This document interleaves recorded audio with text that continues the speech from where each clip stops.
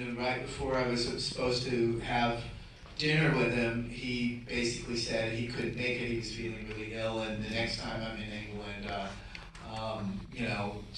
we'll do it then. And what we didn't know is he was really sick and with cancer, and he didn't last long enough to see the film or even see any animation from it. But he did read the outline that I had done, and he really liked it. And he wrote a really nice letter to the producer, Allison, saying how much he liked the direction that we were going with it, and that he thought it was, he said he couldn't stop thinking about it. And so it was really cool because we got an endorsement from him, even though we chose to go in a very different direction. Yeah, well, you caught the soul of the piece. That's the key. I think that's what you must have loved. I want to ask you, it was interesting what you said about people don't go to listen to celebrities, but you nevertheless, you found some good prominent actors, but it's interesting that their voices are, I just wonder about the selecting, because what you're looking for in a particular actor, obviously you need a good sound, like Harry Connick Jr. is just like perfect for the Beatnik. And everybody, Jennifer Aniston, I couldn't recognize the actress based on the voice, except that I liked the mother's voice very much. And she's terrific. Yeah. They, for the most part, because I had no clout back then, I had to go to who the studio wanted for the voices first. And I had to go and get a no from certain people before I could go to my choices. And at the time, Warner's was not considered the top place. I mean, Disney was the top place, and then the second place was DreamWorks, and Warner's was kind of a distant third in terms of cachet for feature animation. So they had me go to John Travolta, who's a good actor, but not what I pictured for Dean. But he would have been, he's a good actor, but they wanted me to do Arnold Schwarzenegger for Kent. All right, but and they really didn't want Christopher McDonald, who I had in mind.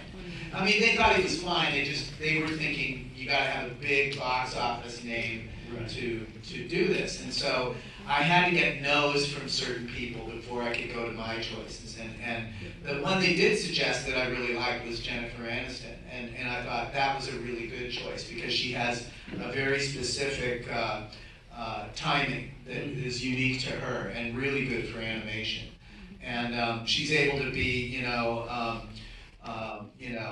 plucky but vulnerable at the same time. So, and then Vin was not famous at the time. Right. Vin had done a short that he used as a calling card called Multifacial. And it was actually a brilliant short for advertising that you couldn't really tell what he was nationality-wise. Is he Italian? Is he black? Is he Asian? Is he white?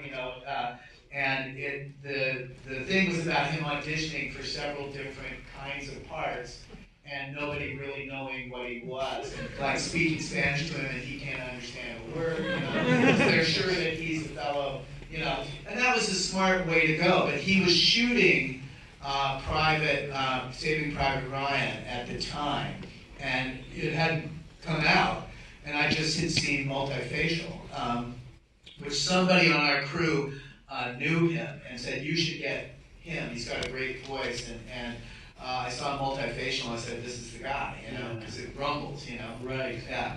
Right.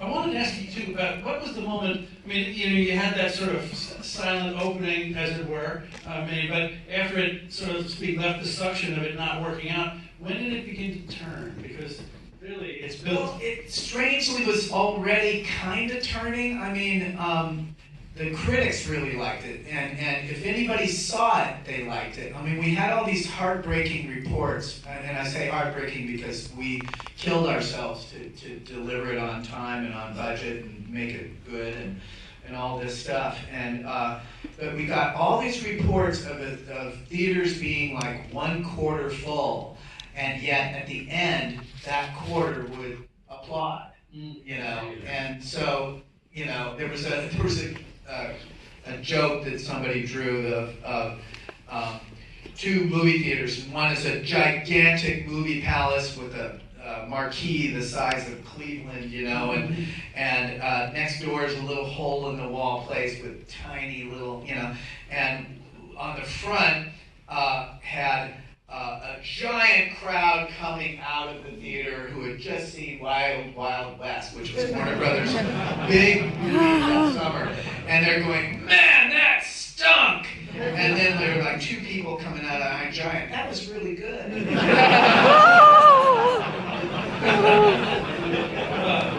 I saw the theaters. All right, you're the one.